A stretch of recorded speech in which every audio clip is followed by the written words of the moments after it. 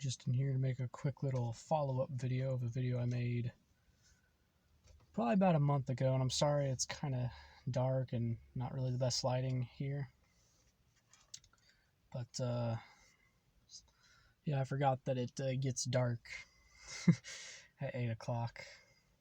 Been on first shift for the last 3 days, and now I'm adjusting to second shift again. So it's a nightmare. And until I get another job, videos either in my car or out by that brick wall that I used to make videos, those are probably going to be a lot more common.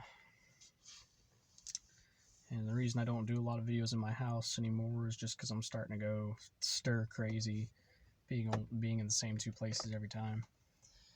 Yeah, I'm sorry I complain a lot, guys, but it's just been a really rough year. And shout out to Staying Kingdom Minded. A funny note about the phrase stir crazy.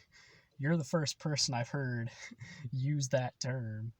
And it's insane because after you used that term in one of your videos early on in the pandemic, or as most people in my family now say, plandemic. But yeah, about pretty soon after you used that phrase, it seemed like everybody in my family started using that phrase, and I've never heard them use it before. I've never heard anybody use that phrase before. I didn't even know it was a thing. And then after hearing you say it, it just seemed to explode everywhere around me.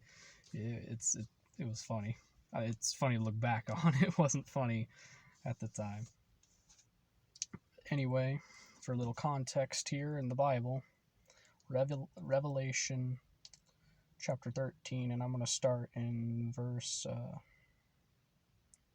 15. He was granted power to give breath to the image of the beast, that the image of the beast should both speak and cause as many as would not worship the image of the beast to be killed. He causes all, both small and great, rich and poor, free and slave, to receive a mark on their right hand or on their foreheads, and that no one may buy or sell except one who has the mark, or the name of the beast, or the number of his name. Here is wisdom. Let him who has understanding calculate the number of the beast, for it is the number of a man. His number is 666, or 666. So this is Mark of the Beast right here, 666. It's straightforward, plain as day. Now, what form it's going to be in, that is something that yet remains a mystery. Personally, I believe it could be either something as simple as a 666 tattoo. It's probably not going to be a credit card. The only way I can see credit cards being Mark of the Beast is if it's like every credit card has the number 666 on it.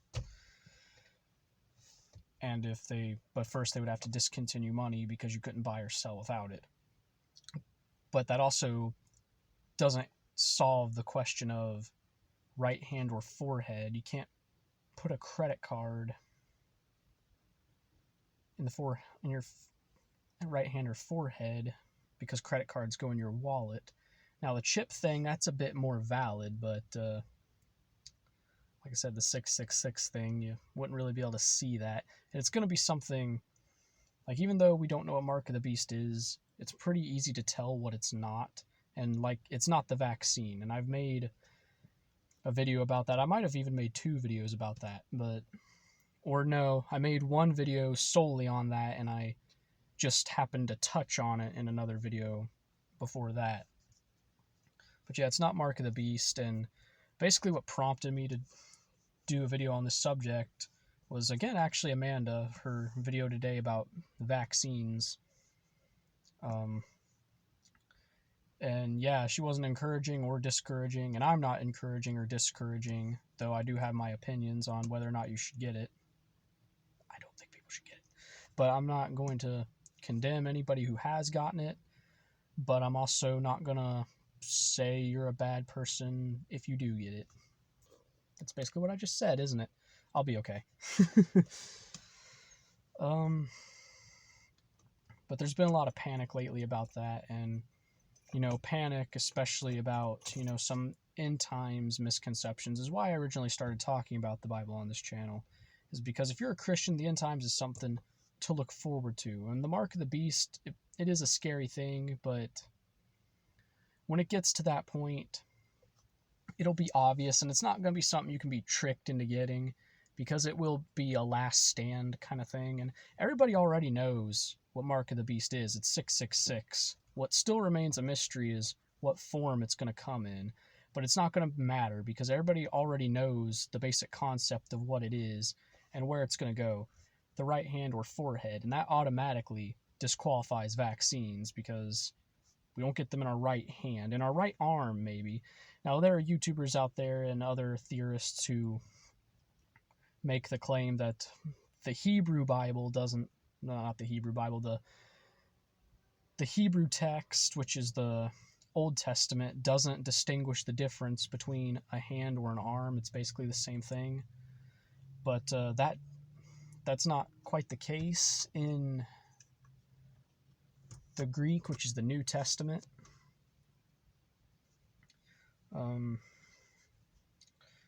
Or it could be, I'm not sure. But it still disqualifies vaccines because you don't get them in the forehead. There's no vein big enough in between here because it's just basically a couple layers of skin and then the skull. Like there's no way to receive a vaccine in here. That also may or may not disqualify a chip concept, which I don't think that's ever going to really pan out to anything that people want it to. But mainly what I'm trying to get across is the mark of the beast, when it does come, is it's going to be something obvious. It's going to be a last stand kind of thing. And it says here that those who don't take it will be killed. Actually, I'll go back in here to Revelation to restate it. Actually, I'm glad I started in verse